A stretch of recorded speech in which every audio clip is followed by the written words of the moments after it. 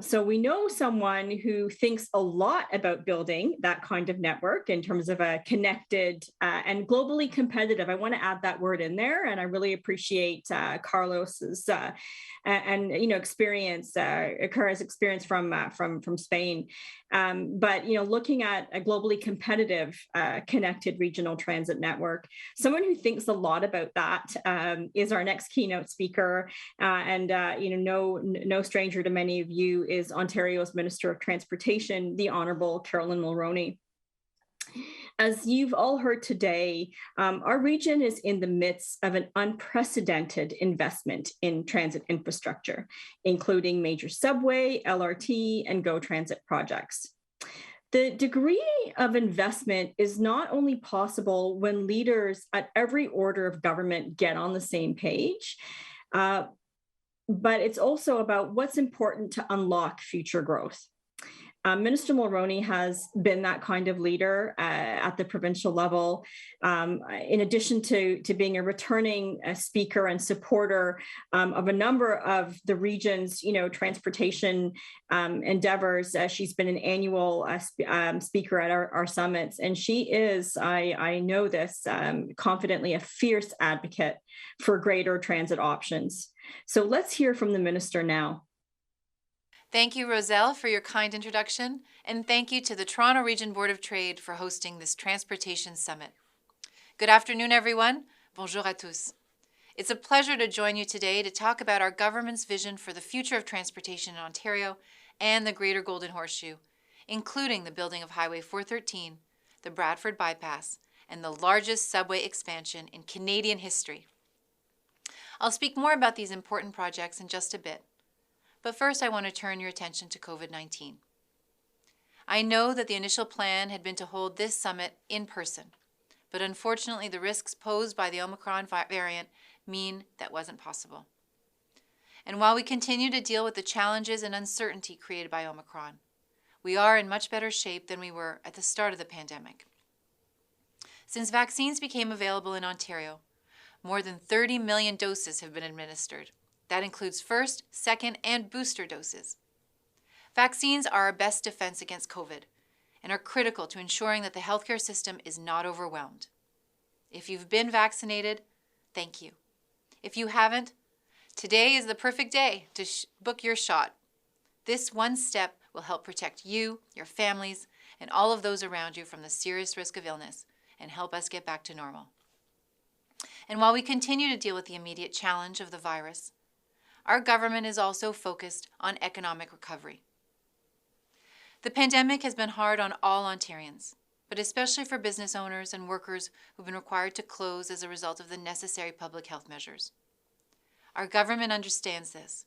We've established a number of support programs to help stabilize businesses during the pandemic. This includes the Ontario Small Business Relief Grant and the Business Cost Rebate Program, which will help small business owners through this challenging winter. And we have a plan for economic growth, which will fuel our recovery and long-term prosperity.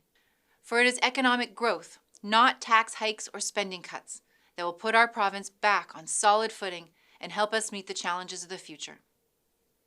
Our government believes that the foundation for Ontario's prosperity depends on getting shovels in the ground on critical infrastructure, like highways, hospitals, and schools. That was the thinking behind our fall economic statement released by Peter Bethenfalvey in November. Our government is building for the families, businesses, and workers that are already here. We are building for the families, businesses, and workers who are planning to come here. And we are building a province that will attract even more investment and more jobs over the long term. That means we are working to establish Ontario as a leader in key industries like auto manufacturing, shipbuilding, and tech. In my time today, I want to talk about how we at the Ministry of Transportation are working to facilitate that economic growth. In short, we're working at top speed to deliver the right mix of public infrastructure projects in every corner of the province. Under the leadership of Premier Ford, we are saying yes. Yes to getting shovels in the ground for new transit and highways. Yes to creating thousands of good local jobs each year during construction. Yes to setting Ontario on the path to creating long-term growth and prosperity. Dans le temps qui m'est imparti aujourd'hui, je veux parler de la façon dont nous, au ministère des Transports, travaillons pour faciliter cette croissance économique. En bref, nous travaillons à la vitesse maximale pour réaliser la bonne combinaison de projets d'infrastructures publiques dans tous les coins de la province. Sous la direction du Premier ministre Ford, nous disons oui. Oui à la mise en chantier de nouveaux transports en commun et de nouvelles autoroutes. Oui à la création de milliers de bons emplois locaux chaque année pendant la construction. Oui pour mettre l'Ontario sur la voie de la croissance et de la prospérité à long terme. Because years of inaction by previous governments have led to a massive infrastructure deficit. And with Ontario's population expected to grow by about 5 million people over the next 20 years, we need to get building. If that sounds abstract, it means 1 million new people every 5 years in the Greater Golden Horseshoe, or 200,000 new arrivals every year. Within 30 years, the population of the region will be 15 million people, equal to the population of the entire province today. This is an incredible vote of confidence in our province at the opportunity that exists here. People want to live and work in Ontario and build better lives for themselves and their families. And our job as a government is to create the right conditions for success. This means doing what is right and leading for the future, making the decisions that will help all Ontarians in the decades to come, and fixing the infrastructure deficit that previous governments and other political parties let develop. Not just in the transportation sector, but across the board. Whether it's the failure to build new long-term care beds, just 628 in 15 years, or letting patients languish in hospital hallways, the Liberals and NDP have a record of inaction on the things that matter most in Ontario. That is changing under our government. We are working to address the demands of today and the needs of the future. At the Ministry of Transportation, that means addressing gridlock. It may seem like a long time ago now, but before the beginning of the pandemic, our roads, our highways, and our public transit system were all at a breaking point. If you were riding subways, streetcars, or the bus, you probably had to wait on crowded platforms to board even more crowded vehicles. And if you were in your car on the highway, you were probably stuck in gridlock more often than not. In 2019, the last full year before the pandemic, commuters in Toronto lost 142 hours to rush hour traffic according to the TomTom Traffic Index, the equivalent of nearly 6 full days of the year stuck in gridlock. And it doesn't just impact individuals. Every day, approximately $3.2 billion worth of goods are transported along the province's highways in the Greater Golden Horseshoe alone. According to a C.D. Howe Institute study, we lose up to $11 billion each year in productivity as cars and trucks sit idling on highways in the Greater Toronto Area. And the Toronto Region Board of Trade's own estimates show gridlock adds $400 million to the cost of goods in the region. If we stick with the status quo, as some people want to do, things will only get worse. More traffic, more emissions, more time wasted, more opportunities missed. The other political parties in Ontario will tell you that gridlock will disappear if only we built more public transit. Not only is that simplistic and wishful thinking, it's betrayed by the fact that these same parties failed to build more public transit when they had the chance, and that they oppose our transit expansion plans. If those parties get their way, Ontario will get more inaction and more delay at the very moment when it hurts us the most. Our government believes in public transit, and Ontario is moving ahead with the largest transit expansion plan in Canadian history. But as riders return to transit, the demand for road capacity will also continue to grow concurrently, and we need to build for that too. Failure to recognize this and to act on it, as we saw for 15 years under a previous Liberal government, comes at a high cost to our economy and our quality of life. Before we took office in 2018, we had a provincial government that cancelled much-needed highway projects and left others unfunded. Under our PC government, all that has changed. Notre gouvernement croit au transport en commun, et l'Ontario va de l'avant avec la plus grande expansion du transport en commun de l'histoire du Canada. Toutefois, à mesure que les usagers se tournent vers le transport en commun, la demande de capacité routière continuera de croître en même temps, et nous devons construire pour cela aussi. Le fait de ne pas reconnaître ce fait et de ne pas agir en conséquence, comme nous l'avons vu pendant 15 ans sous un précédent gouvernement libéral, a un coût élevé pour notre économie et notre qualité de vie. Avant notre arrivée au pouvoir en 2018, nous avions un gouvernement provincial qui a annulé des projets routiers indispensables et en a laissé d'autres non financés. Sous notre gouvernement, tout cela a changé. We recognize the need to increase and improve our entire transportation network, including highways, roads, bridges, and public transit. And we need to do this in every corner of the province. Over the past 2 years, we've released regional transportation plans for southwestern Ontario and for northern Ontario. And we're also developing regional plans for eastern Ontario and the Greater Golden Horseshoe, culminating with the release of an Ontario-wide transportation plan. These plans will form the blueprint for future action in each region to expand highways and transit services, support growth and create economic opportunity, and improve travel options. And together, they will form a single long-term vision for Ontario's transportation network, a series of living documents that will be continuously updated to reflect the changing needs of the people who live and work in these areas. Tackling Ontario's infrastructure deficit starts with getting shovels in the ground and making smart, targeted investments today. That's why, over the next 10 years, we're investing more than $21 billion to support the planning and construction of highway expansion and rehabilitation projects across the province. This year alone, we're investing $2.6 billion to expand and repair provincial highways, roads, and bridges. Pour s'attaquer au déficit d'infrastructure de l'Ontario, il faut d'abord démarrer les chantiers et faire des investissements ciblés, intelligents, dès aujourd'hui.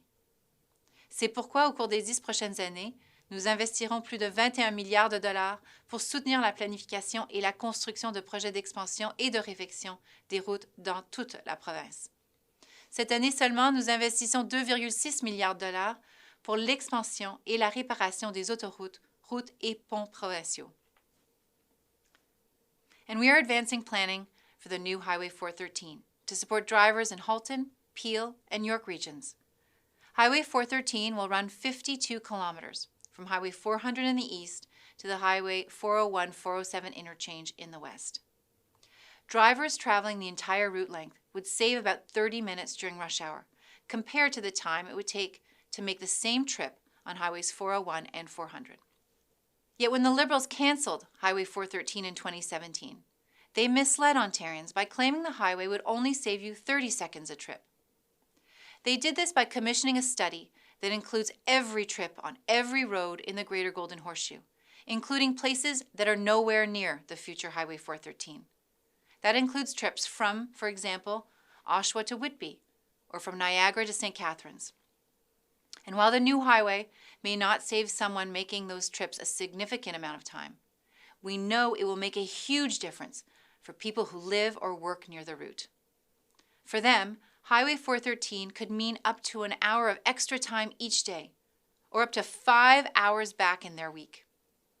These time savings are meaningful and will make the difference between calling home to say you're stuck in traffic and being able to sit down for dinner with your family or tucking your kids into bed. With 1 million people moving to the Greater Golden Horseshoe region every 5 years, we need a highway system to accommodate this continuous growth. That's why we're also advancing the design for the Bradford Bypass, a northern freeway connection between the 400 and the 404. The need for the Bradford Bypass was first identified at least 30 years ago, and it has only become more urgent since then. The Liberals had the chance to build it, but instead they cancelled it, removing it completely from the provincial growth plan in 2006. 15 lost years have led to 15 more years of gridlock on the 400 and the 404. This hurts the GTA, and it led to growing congestion in the communities of Bradford and East Gwillimbury, making life harder for the people who live there. We've heard not only from residents, but also local businesses and farmers who have thanked us for moving ahead with the Bradford Bypass, which will make it faster for their goods to get to market. These new highway projects are just one more part of our plan to get people moving wherever they call home and help build a better, faster, and safer transportation network for Ontario. As our population increases, so does the number of electric vehicles on Ontario's roads, with nearly 70,000 registered today. Electric vehicles are the future, and our government is working to make Ontario a leader in this sector. Ontario has matched a federal investment of $295 million to transform Ford of Canada's Oakville Assembly Complex into a global hub for battery electric vehicle production. And over the next 4 years, we are committing $56.4 million to create the new Ontario Vehicle Innovation Network, securing our province as a leader in the electric, connected, and autonomous vehicle sector. Our work will attract more investment, create more jobs, and secure a greener future for our children. And even as we move towards having more electric vehicles, we still need to have roads and highways for them to drive on. Of course, roads and highways aren't the only way for people to get from point A to point B, especially in our gridlocked urban areas. Earlier, I mentioned our historic plan for transit expansion in the GTA. Let me tell you, it's true that there is no bigger champion for public transit than Premier Ford. Over the next 10 years, we are committing more than $61 billion to transform public transit in Ontario. This includes funding to support the 3-stop Scarborough Subway Extension, the Yonge North Subway Extension, the Eglinton Crosstown West Extension, and the Ontario Line, which will extend service to more areas of the city not currently served by rapid transit, creating more options and reducing travel time for commuters. Last year, I was proud to see the federal government endorse Premier Ford's priority transit projects, including Ontario's plan to build a new 14-kilometer LRT in Hamilton. This is in addition to other important projects already underway, like the Finch West LRT and Hurontario LRT. We are also transforming the GO Rail network from a rush-hour commuter service into a regional rapid transit system with two-way all-day service every 15 minutes over core segments of the network. These are big investments that will make a difference in our transit system.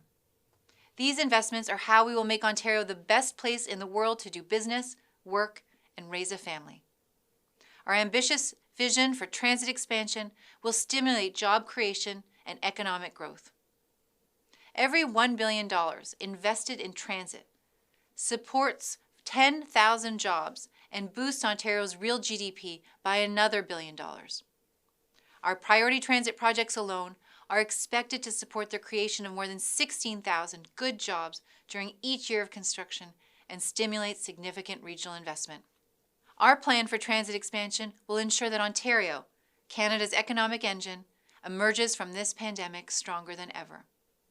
The movement of people and goods through our province does not rely solely on highways, roads, and rail. For Ontario to be the best it can be, the importance of the marine sector cannot be overstated. All of us rely on the success of this industry. It supports thousands of jobs here in Ontario and keeps our product pathways strong, even during a global pandemic. And when it comes to shipbuilding, we can't afford to fall behind competitors in other jurisdictions. There is so much talent and opportunity here at home, and our government believes it's time for Ontario to be recognized as a shipbuilding province. Last year, I was proud to announce a $3.3 million investment for a brand new ferry vessel for the Simcoe Island community that will be built by Ontarians for Ontarians. This Made in Ontario ferry will support homegrown jobs and have 3 times the carrying capacity as the one currently in service, allowing for more people and larger service vehicles to be transported, like those required to build big infrastructure projects. Tomorrow's prosperity depends on getting shovels in the ground on these critical transit and transportation infrastructure projects sooner. People need a safe and reliable transportation network that works for them, one that connects communities, improves access to jobs, and supports businesses. And we're getting this job done. I'm proud to be part of a government that isn't afraid of taking bold action.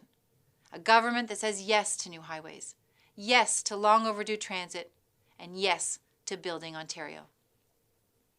La prospérité de demain dépend de la mise en chantier plus rapide de ces projets d'infrastructures essentiels en matière de transport en commun et de transport.